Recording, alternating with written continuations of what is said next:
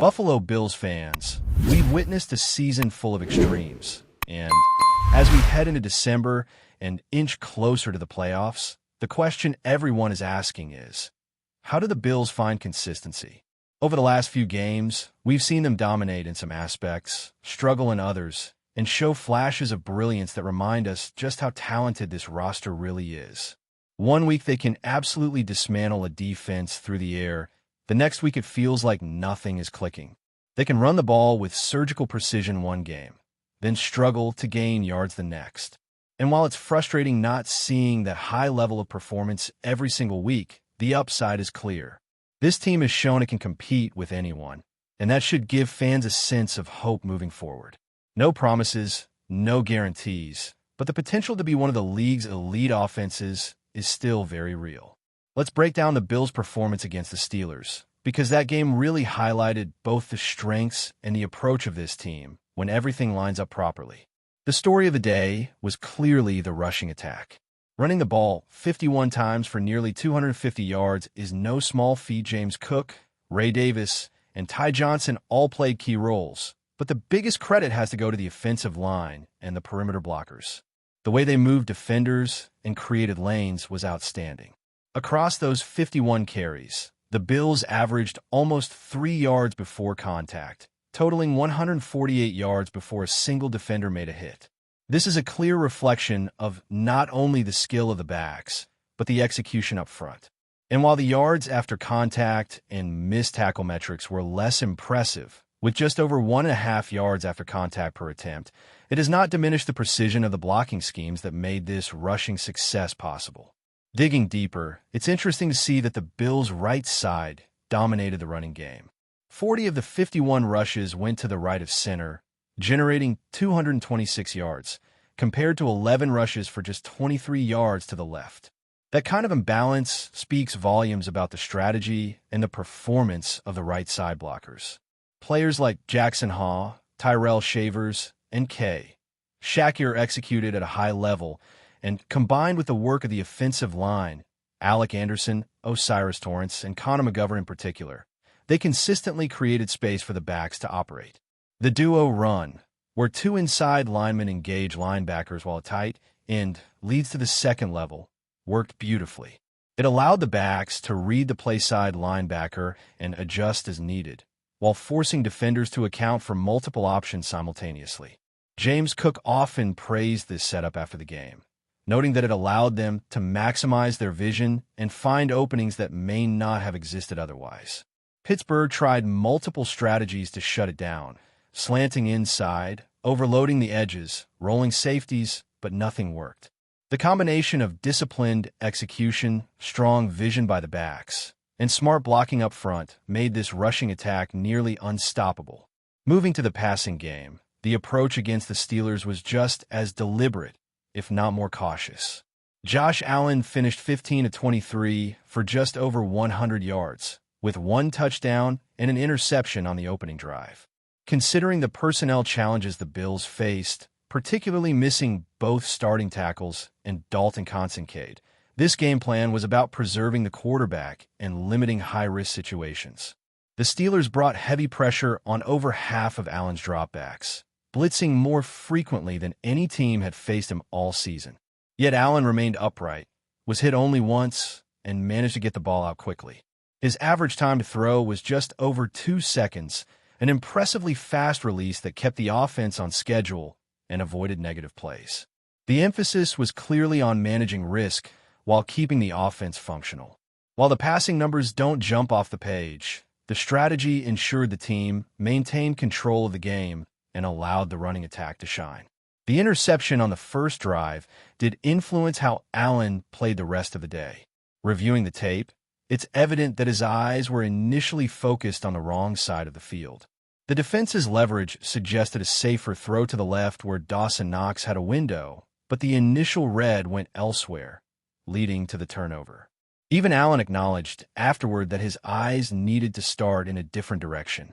That early mistake may have caused him to favor checkdowns and shorter, safer throws for the rest of the game, particularly in intermediate ranges where opportunities downfield went unused. Keon Coleman, Brandon Cooks, and even some play-action targets were open in moments that could have expanded the passing attack. But the game script and the emphasis on risk management led Allen to prioritize ball security and maintain offensive rhythm.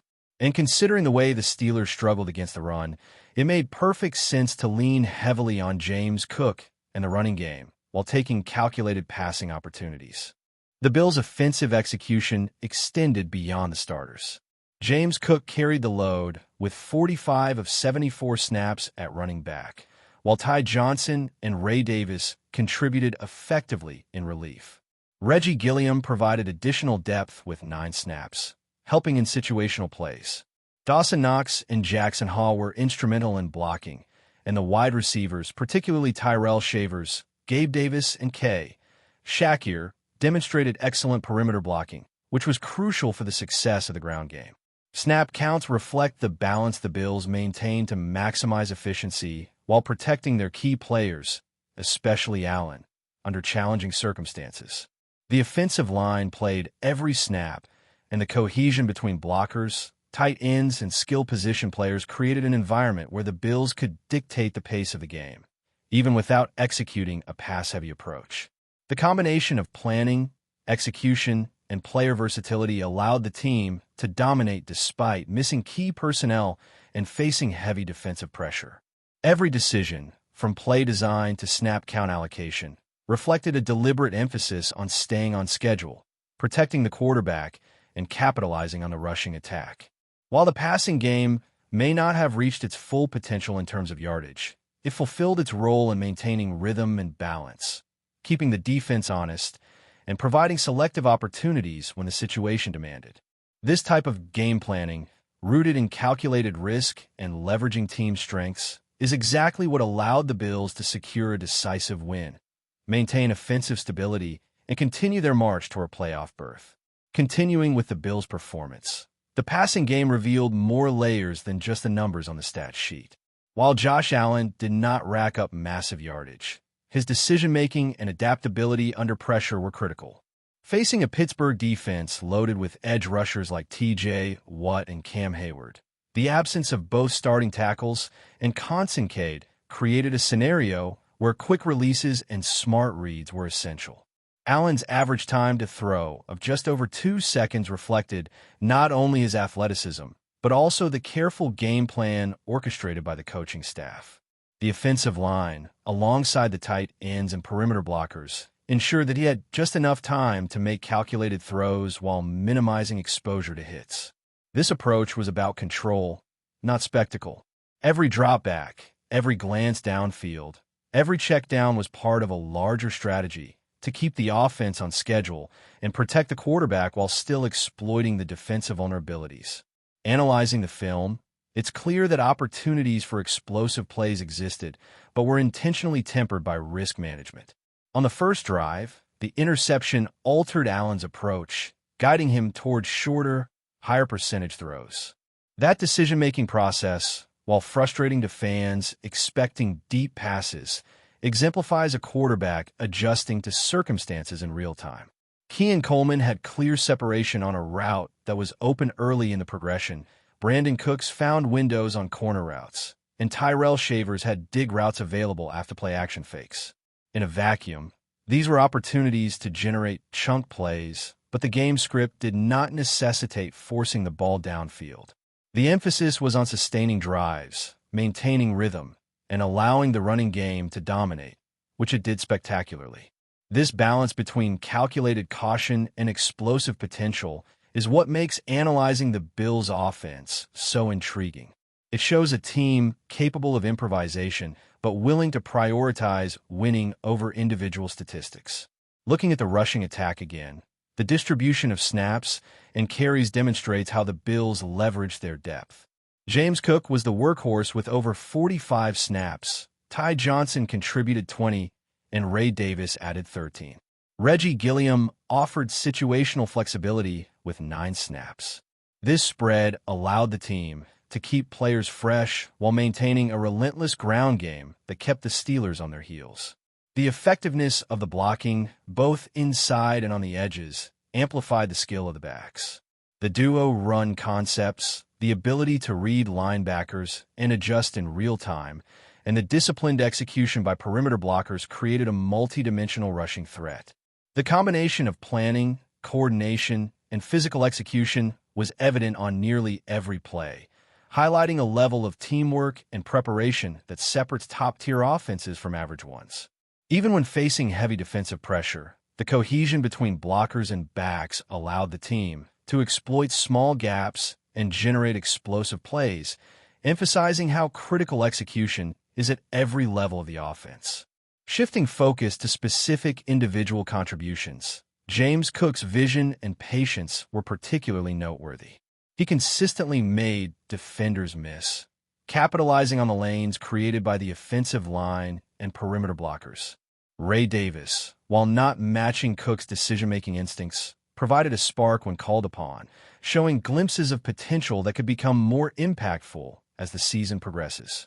Ty Johnson added reliability in short yardage and situational plays, giving the coaching staff options to rotate players without sacrificing effectiveness. The tight ends Dawson Knox and Jackson Haw not only contributed as receivers, but were essential in run blocking, sealing edges, and creating vertical movement for the linebackers. Their versatility in both the passing and running games allowed the Bills to maintain unpredictability despite a heavy reliance on the ground attack. The offensive line's contribution cannot be overstated. Their ability to execute both double-team concepts and perimeter blocking schemes created the foundation for nearly every successful play, proving that football truly is won in the trenches. On the perimeter, wide receivers like Tyrell Shavers, Gabe Davis, and SHAKIR were instrumental, particularly in blocking for the run game. Their discipline in executing blocks downfield, extended plays, and maximized yardage after contact. While the passing game might not have produced staggering numbers, the way these players contributed to the overall offensive efficiency underscores their value. Keon Coleman, with limited snaps, served as a fourth receiver option, balancing the depth chart and creating situational advantages. Brandon Cooks, despite fewer snaps, still found moments to make key plays, including a crucial third-and-long catch that kept the drive alive. These contributions highlight a nuanced aspect of the Bills' offense. Success is not always about volume statistics or highlight reel catches, but about execution, versatility, and understanding one's role in the overall game plan. Each player, from starter to rotational contributor, played a defined part in orchestrating the offensive success. Before we dive back in, make sure to hit that subscribe button and give this video a thumbs up. Your support helps us keep delivering the latest Buffalo Bills updates straight to your screen. And hey, don't hold back. Let us know your thoughts on today's news down in the comments. A firestorm is reportedly brewing within the Buffalo Bills locker room, as whispers of internal conflict are starting to dominate NFL chatter. Sources close to the team claim that wide receiver KHALIL SHAKIR has made a bold ultimatum. He will only consider renewing his contract if one particular teammate is no longer part of the roster. The identity of the player at the center of this drama remains closely guarded, but insiders suggest the tension has been simmering for weeks, spilling over into practice sessions and team meetings. SHAKIR, known for his dynamic playmaking ability and rising star status, appears to be drawing a line in the sand. While the Bills organization has historically prioritized harmony and cohesion among their stars, the rumored standoff has sparked debates among fans and analysts alike. Some speculate that this could be a strategic move by SHAKIR, leveraging his on-field contributions to gain more influence over roster decisions. Others believe it reflects deeper issues, hinting at personality clashes that could impact team chemistry if left unresolved. Social media has been buzzing with theories and speculation, with supporters of SHAKIR framing his stance as a demand for respect and acknowledgement of his value. Critics, on the other hand, warn that internal disputes of this nature can spiral into major distractions, potentially affecting performance on the field. NFL insiders note that contract negotiations are often a delicate balance, and adding a high-profile interpersonal ultimatum only complicates matters further. The Bills front office is reportedly monitoring the situation closely, weighing the implications of either retaining SHAKIR or addressing the reported conflict with the unnamed teammate. With training camp intensity ramping up, every practice, meeting, and off-field interaction is under scrutiny. Industry observers suggest that a resolution, or at least a temporary truce, will likely be necessary before the team can fully focus on the season ahead. As the rumor mill churns, one thing is clear. KHALIL Shakir's position is generating one of the most talked-about storylines in the NFL offseason. Whether this leads to a blockbuster roster shakeup or a behind-the-scenes compromise, fans are eagerly watching, waiting to see which way the Buffalo Bills will swing when star power and locker room dynamics collide. That's a wrap for now. If you enjoyed the video and want to stay on top of all things Buffalo Bills, make sure to subscribe and hit that like button. We'd love to hear what you think in the comments. See you in the next update.